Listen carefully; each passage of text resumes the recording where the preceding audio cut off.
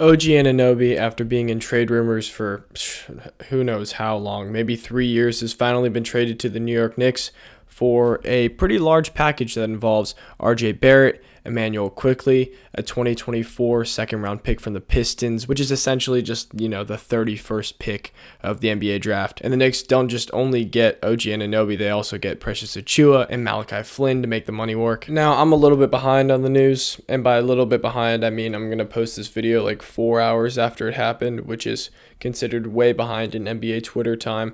But the general consensus before we've seen anyone actually play for the teams they got traded to is that the Raptors fleeced the Knicks, and I just don't think that's entirely accurate. I think that's a bit of an overreaction. Let's think about it from the Knicks' perspective first, and then we'll go from why the Raptors would do this deal. The Knicks did this deal because they're essentially trading overlapping talent. And the reason why I say the Knicks have a lot of overlapping talent is because RJ Barrett doesn't always close games for the New York Knicks. They have Josh Hart and DiVincenzo that back him up and sometimes take his position because RJ Barrett, let's be honest, is a very inconsistent basketball player that you're paying $23 million a year for. If you're paying someone $23 million, you want some more consistency. And I know New York Knicks fans have been hoping for this level of consistency to slowly develop. But the reality is the Knicks are trying to win now, and RJ Barrett doesn't fit the timeline for that kind of, deep playoff push. And that's not to say RJ Barrett isn't a good player. He's a great player. But some nights he looks, terrible, and other nights he looks like he should be an all-star. So that's just the RJ Barrett experience. And if you're a Knicks fan, that's very obvious. You know that that's something that you experience, the emotional ups and downs of the RJ Barrett experience every week. Julius Randle is the same way, but with a little more consistency, or maybe just like season-wide struggles and then season-wide highs, but that's neither here nor there. But that's the reason why you trade RJ Barrett. $23 million doesn't always close games for you. Yes, he's only 23 years old, but you're trying to win now. I can see the justification if you're the Knicks front office. Emmanuel Quickley, I think, is in kind of the same boat because when it comes to playoff time, it's just reality. Emmanuel Quickley is not the same player as he is in the regular season. Obviously, decently small sample size, and I'm not saying he can't possibly be that in the future, but you have to look again at the overlapping talent here. You're not going to play Jalen Brunson and Emmanuel Quickley at the same time in the playoffs, or even in the regular season. Those minutes look spotty because of their defense, because of how small they are. Yes, Brunson plays like a bigger player, but when he gets into the post, a bigger wing player is just going to dominate him. That is just reality. It's just an awkward fit as far as a sixth or seventh man on the rotation goes. So I understand, yes, Emmanuel Quickley, homegrown talent. You know what I mean? It's tough as a Knicks fan to watch him leave, but that's just the reality of the business of the NBA. And for this trade in particular, yes, you may say that's a lot to give up for OG Anunoby. But last year, people were throwing 3 first-round picks, 4 first-round picks at the Raptors, and they were saying, no, we're good. And, I think if you're the Raptors, you might be regretting that decision right now. But still, 3 or 4 first-round picks, or Emmanuel Quickley and RJ Barrett, who both have incredible upside. They're young players. They already offer a lot to a basketball team. So for the Knicks, I can understand the justification. You have people that can come in and fill the role that RJ Barrett leaves. You know what I mean? The hole that RJ Barrett leaves in the New York Knicks offense can be filled by multiple other players. Now, I'm not saying they're going to do just as good of a job. That's definitely not the case. But a starting lineup of what would it be?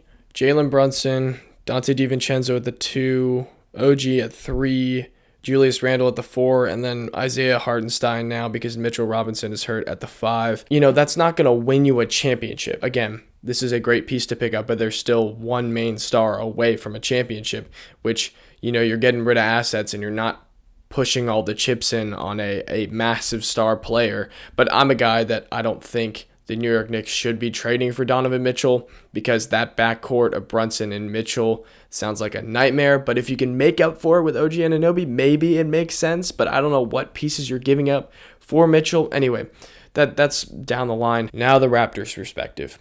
Finally, the Raptors are waving the white flag on this current roster. They had way too much overlapping talent. OG, Pascal Siakam, Scotty Barnes. Pascal and Scotty Barnes in particular play very similar styles of basketball. Scotty Barnes a little less this year. He's been looking for that three ball. Basically, I understand why the Toronto Raptors are, I wouldn't say full rebuild yet, but they're retooling. And, for what you were getting offered for OG Anunoby last year, 3 first-round picks, getting RJ Barrett and Emmanuel Quickley is a great return. A great return for OG Anunoby, especially a guy who's on an expiring contract that you would have lost for nothing if you did nothing and just let the trade deadline go by and just assumed, OG will come back. I don't think he would have, in my opinion. I don't think he was re-signing with the Raptors with the current state that roster is in.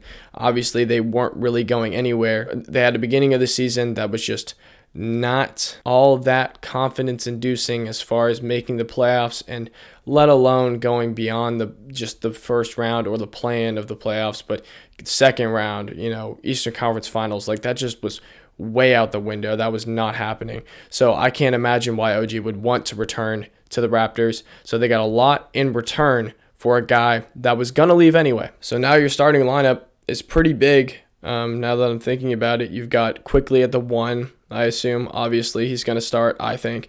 RJ Barrett at the 2, Scotty Barnes at the 3, Siakam at the 4, and then Pirtle at the 5, and then you move Schroeder to the bench. I think Pascal Siakam is gone off this roster before the trade deadline.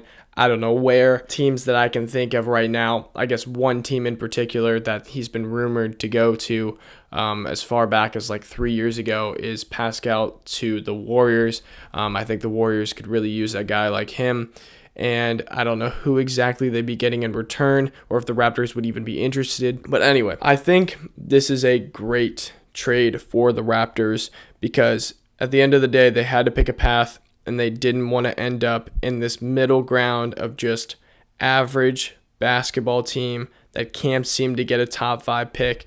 So this team, again, I think they're going to be all right. I don't think they're going to be great, but I think they're going to be all right. If you can trade Siakam for some picks down the line and develop Quickley, Barrett, Barnes, and just see where it goes from there, I think that's a solid retool. I really think so. And you may not be making the playoffs this year or next year, but if Scotty Barnes really is that guy to you, which this year he's taken a jump, he looks like he could be that guy as far as a number 1 option for a playoff team. I don't hate this move. I think it's great for both teams. I think the Knicks win here because they get a piece in OG Anunoby that will maybe help them get to the second round. I don't know. The Knicks are still not contenders in my opinion.